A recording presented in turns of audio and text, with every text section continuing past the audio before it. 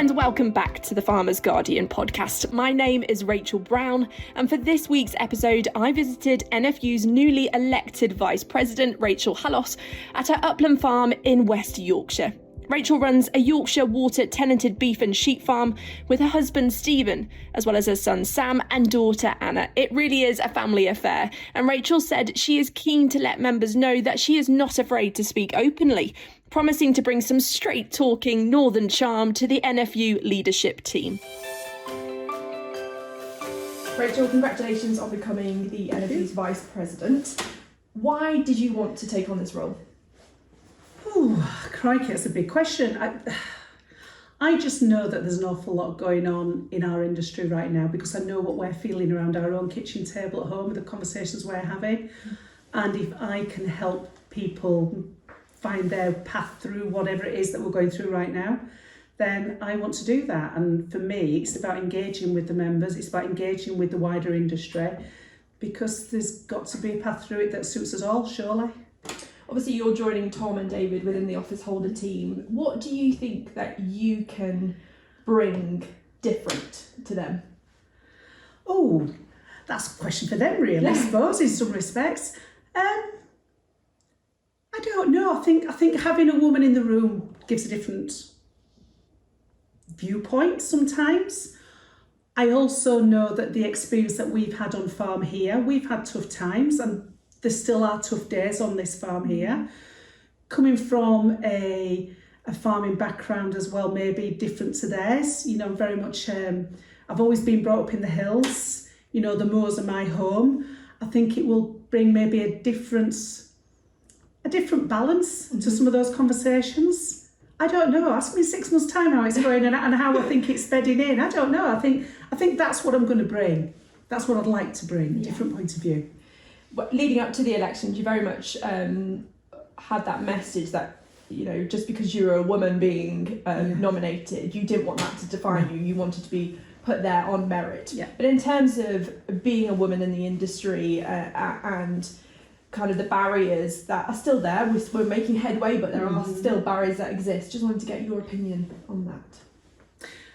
If I'm very honest, I haven't had major barriers in my life. I don't know why that is. I just haven't. Yes, I've had comments made to me. I've had comments made to me during the election. They're just one-liners that I don't think have been meant to harm in any way or form. It just seems it's okay, you can say that to a woman. You wouldn't say that to a man. And I guess that's just something that we as individuals, you yourself in the role that you're in, we've just got to maybe just chip back every now and again and just, we've got a different job to do though. If we start chipping back too much, we're classed as different people. It's, you've almost got to try twice as hard. But for me, it's just about normalising women in this industry. They've always been there. I remember my grandma wearing her clogs, and believe you me, when grandma said jump, everybody jumped on that farm. They jumped fast. And I look at my own daughter and the role that she's got on our farm. And she's strong-willed, she's strong-minded, but she also respects other people's views. And I think it's about we're all one. Yeah, you touched upon it there slightly in terms of that family and having your daughter's involvement on the farm, your son. It's a real family ethos here at your farm. Yeah. What does that mean to you? Why is that so important?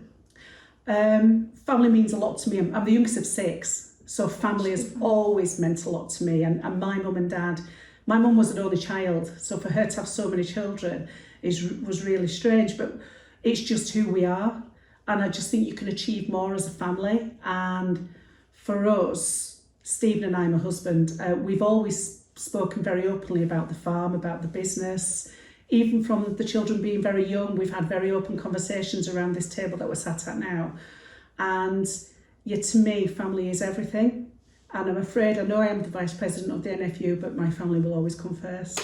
Definitely. And in terms of the family farm, that's such a treasured thing in our industry. It must be really important that we value that. Yeah, I think it is. And I think people don't often recognise that when it comes to family farms, there's a whole bunch of emotions that sit behind it. It's your family home. It could have been your parents' home, your grandparents' home, and beyond. And I think there's quite a lot of pressure to make sure that you can carry on the legacy. There's a lot of legacy that goes on with family farms, and sometimes you've got to, as parents working with your children, we are really, really close here, but we have our own moments, believe you me, and it's about trying to, yes, you're parents, but you're also working in business together. Yeah, that's what I was going to How do you draw the line? That dynamic. It's difficult. Yeah. It's difficult at times. It really is difficult. And like I say, we do have our moments here sometimes. But I guess that's when you just go, okay, can we just calm everybody? Thrash it out around the kitchen table. Yeah, you do it in here. Yeah. You don't carry it on outside. But I guess, to be fair, that's what we've always done with Sam and Anna when they were children. If there was something wrong, you dealt with it, you moved on, you didn't carry it on. And it's exactly the same in the business. When we have discussions about what we're doing next, what ideas have they got? So they're very much bringing their ideas to the table and have been doing for a number of years now. And it's about Stephen and I respecting their ideas. But by respecting their ideas, they in turn respect what Stephen and I think as well. So it's mutual. It's finding your path through it. Obviously, in the office holder team, you are the only northerner. Yep. You're excited to bring a bit of northern charm. Absolutely. Yeah, of course I am. I just, it's very, very different. We are different up north. And, contrary to popular belief, we are different up north. And we have different concerns. If you almost look about how, if you go to the very north of the region, we do a lot of trade with Scotland. Yeah. We do trade with Ireland. Move a little bit lower down the country. Yes, of course, it's with Wales. But we do things differently, and I think it's bringing that voice to the table, to the metaphoric table. It's about taking those concerns to wherever it is that I am, whether it's in London, whether it's in Stoneleigh, where head office is. It's not saying we're north, so listen to us. It's about bringing that point of view. And obviously at the moment we are really entering, political uncertainty with the general election coming, and being around that table has never been so important. Yeah. How are you ensuring at the moment that there is action taking place and it's not just warm words and political words to try and win votes? How are you ensuring that policy is getting through and change is happening? Well, I mean, I'm new to this game at this level, so all I can say to people listening to this is that I will speak openly and honestly. There's nothing to hide when it comes to me here. I will face whatever I need to face. And it's about really bringing to life the things that we're asking for or we're suggesting. This is not we want. It's about what is it that we need as a industry to function at our best capabilities to deliver for the country. And I think that's something that we need to talk about, not want, need. And I think it's about getting that message across and actually putting real lives behind those messages so people can resonate with it. Bringing that human side. Bring it to life, because there are so many amazing stories around this country, people doing great things on their farms, and there are so many farms that are really struggling with what we're facing, especially right now, at all different levels, whether it's a small family farm or whether they're a huge business. We're all facing different issues. But if you can make them real, then they resonate that bit more. How do you look to bring the experience and your journey here on the farm to your role? Because obviously it's not been easy here. No. You've changed a lot, but it's taken a lot of work, effort. We were talking about it earlier, a lot of sweat and tears at times to get to the point where you are now here on your farm. How are you going to bring that experience to your role, and how do you think that kind of will help you? I think, again, it's the honesty. It's the fact that I've lived it. So when you've lived something, it's ingrained in you, and you can take that into the conversations with you. And you can also understand why perhaps sometimes other members feel like they do and want to vent. Yeah. Sometimes you just need to let off steam, and sometimes it might be in the wrong place, right place, whatever, but sometimes you just need to let it happen because it needs to come out. And then again, it's about listening, it's about respecting what's being said to you and actually finding that mutual ground. Yeah. Because I have been through it, because we have experienced hard times here, And it's not easy now, believe you me. No. It is not easy right now. As I say, we're trying to find our way through it. And it's about that shared experience. Yeah. I think honesty and credibility, integrity is so important, these values. And obviously at the moment, going through the governance review we've had the assurance review of Red Tractor and Farm Assurance, there has been some criticism of the NFU as of late in terms of communications and messaging. I know that's something that you're really passionate about in terms of trying to improve communications with active members and non-active members. How do you hope to achieve that? What's going to be done on the ground? I don't think there's one thing that fixes all. It's really strange. I think we're in a really strange place at the moment with communication. You'll know it at the Farmer's Guardian. There are so many different ways to communicate right now, and people want their communication fast. They want it yesterday, and they want it in terms that are so clear and concise that there's no doubt. And sometimes you've got to go through a process before you can release information, because there's a whole series of things behind the scenes that have to be gone through. That why would anybody recognise that needs to happen? And I think it's about getting that message out there quicker, but again it's recognising how do people want to hear their information, and that's really difficult at the moment because with the different ways of communicating, there are so many different ways, and it's about who's your audience as well, who listens on what platform. It's how can you actually accommodate all those different people, all those slightly different languages all at the same time. It's not an easy task communicating at the moment, yet it should be the simplest thing in the world. Yeah, not an easy fix. In terms of farmer protests, obviously we've had protests happening across the border in Wales, here in England we've got protests happening. With farmers going out, there is a sense that they feel like the union isn't doing enough for them, so they want to go out and protest because they are frustrated, and there is a lot of frustration out there. There are groups forming now, other farming groups that feel like they want their voice to be heard, and I just wondered, as a vice president, a newly elected vice president, is that something that concerns you? And with NFU membership, how are you going to ensure that is sustained and you increase it? I think there's a lot of different things going on there. I think if we tackle the membership element first, I think if we are relevant to our members and we communicate what it is that we do, and sometimes it's not shiny. Some of the jobs that we do are not shiny, big ticket items that we do. There's a whole load of things that go on that people will never ever know about. And it's almost so much of it, you can't always communicate what it is. Prime example, I spent 3 hours in a communications roundtable meeting yesterday. Why is the NFU at communications meeting with mobile phone companies? Because we need to make sure that our members are safe. We need to make sure that our members can have access to communications. We need to make sure that they can actually fill in the forms online that are now they're being asked to do so. Those things aren't shiny and exciting, but the grunt work that goes on behind the scenes. And if I wasn't there yesterday, who would be there representing farmers?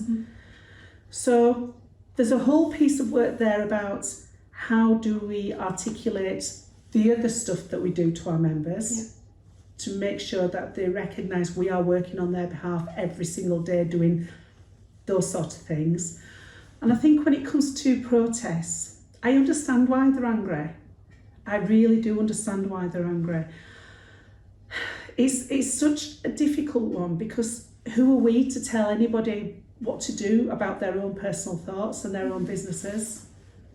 We just keep doing the day job and do it to the best of our ability. And sometimes it's a really slow burn, really, really slow burn. And then you'll eventually get the result that you're trying to go for.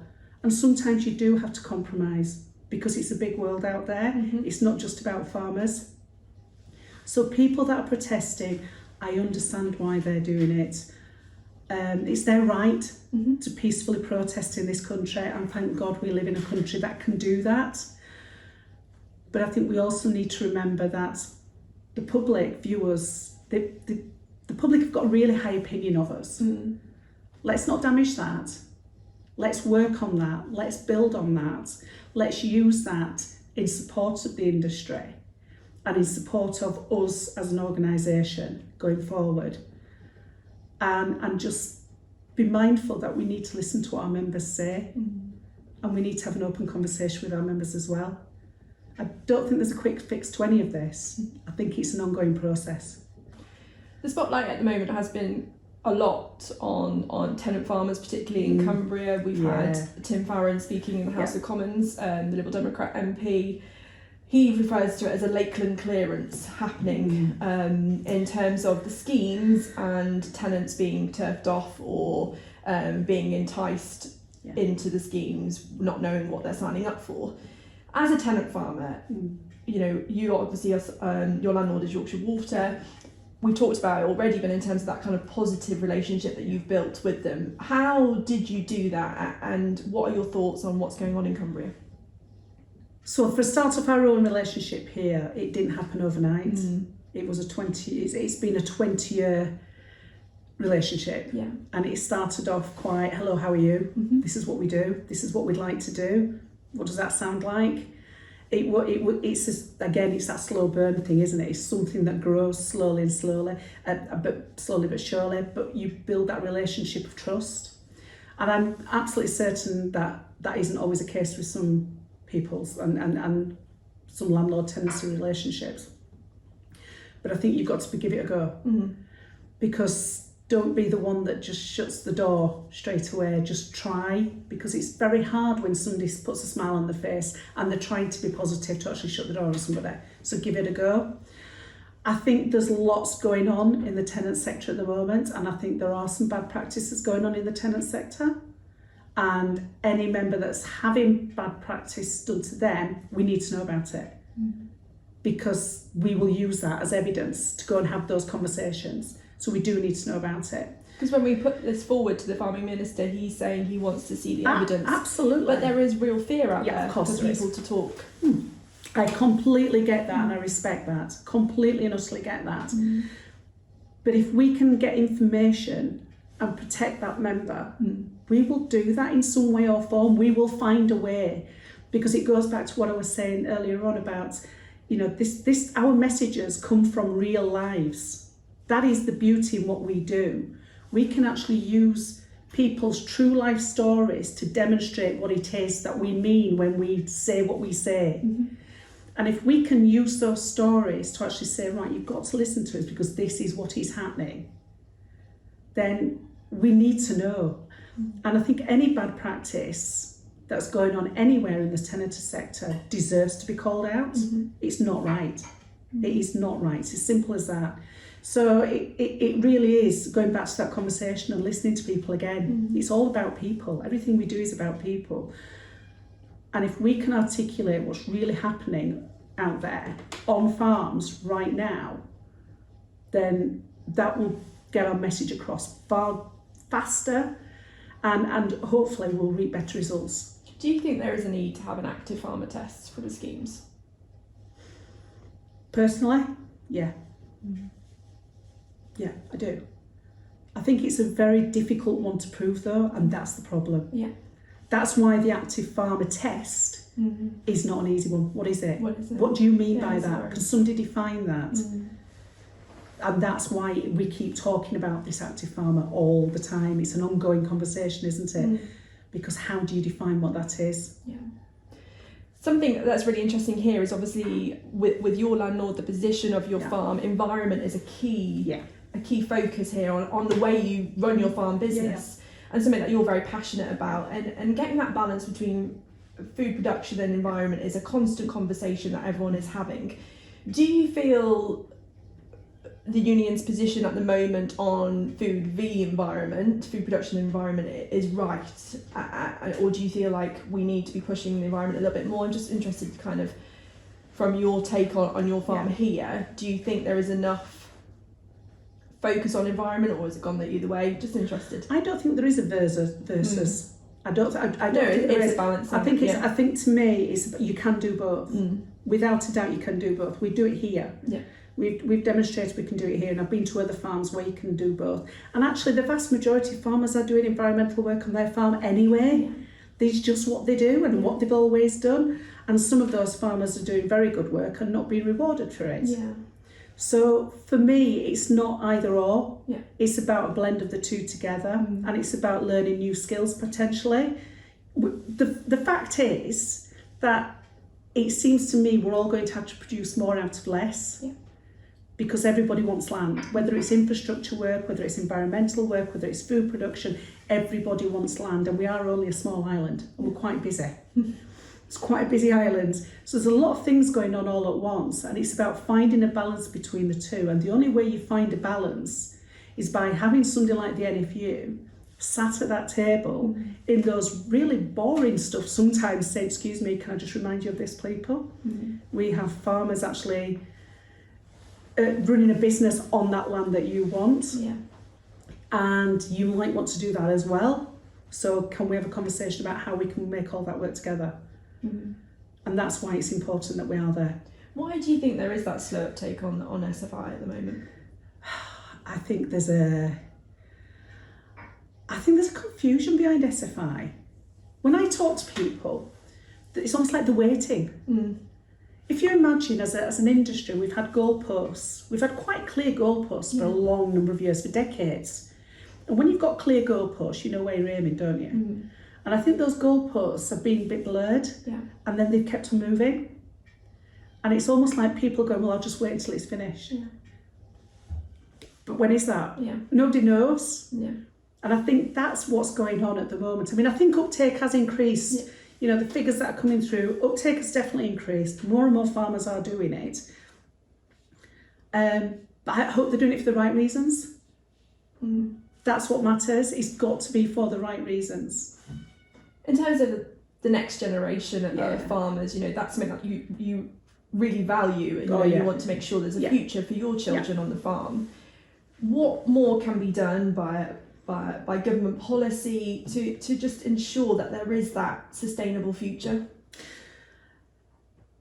Right, that's cracking a big egg. I know, it's a big question. But But big essentially, question, Rachel. the sustainable farming incentive, you know, that is the future of farming. I know. And there should be opportunities for new entrants to get into that.